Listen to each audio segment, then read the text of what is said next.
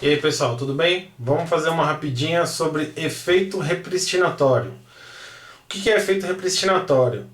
É o efeito que decorre da retirada de uma lei com a volta, o retorno da validade, da eficácia de uma outra lei. Não se confunde com a repristinação.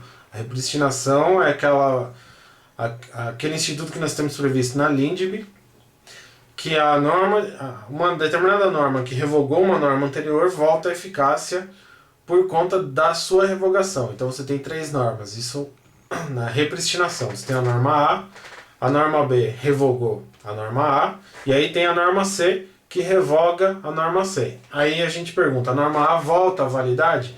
Se a gente admitisse a repristinação, voltaria. Como via de regra não admite, então ela não volta. Mas às vezes acontece uma coisa parecida com isso, chamada efeito repristinatório, que é a volta da eficácia da norma A. Por que a gente admite isso em determinados casos? Quais são esses casos? No primeiro, a norma B, que revogou a norma A, ela foi declarada inconstitucional. Então ela não poderia ter revogado a norma A. E a norma A, se retira a norma B do mundo jurídico, a norma A retorna à sua eficácia normal, produzindo todos os efeitos normais. Outra hipótese. Norma geral federal revogada, de modo que a lei estadual volte a produzir efeitos. Artigo 24, parágrafo 4º da Constituição.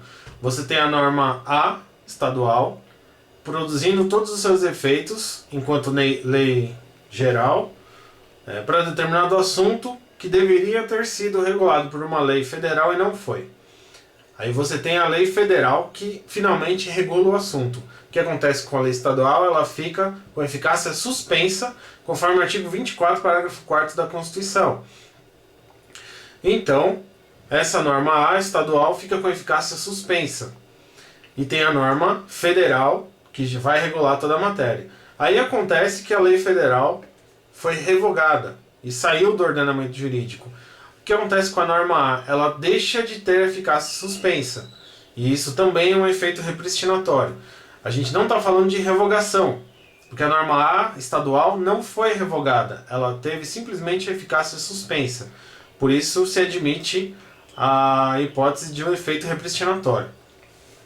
Uma outra hipótese é a medida provisória que revogou uma lei ordinária. Então você tem aqui uma lei ordinária e você tem uma medida provisória. Essa medida provisória não foi convertida em lei no prazo. Ela não se transformou em lei e ela decaiu e perdeu todos os seus efeitos jurídicos. O que aconteceu com a norma revogada pela medida provisória? Ela volta a viger e aí ocorre mais um efeito, mais uma hipótese de efeito repristinatório. E isso também acontece com duas medidas provisórias. Uma medida provisória inicial, uma outra medida provisória que foi alterada, e essa aqui não foi convertida em lei, volta à eficácia da outra. Tá certo? Essas são algumas hipóteses de efeito repristinatório que o nosso direito admite. E lembrando, não se confunde com a repristinação. A repristinação é o retorno à vigência da norma já revogada. Todos esses casos a gente não está falando de retorno de vigência, a gente está falando da hipótese em que ela não poderia ter sido retirada do mundo jurídico, então ela retorna a produzir todos os seus efeitos. Tá certo? Falou, até mais.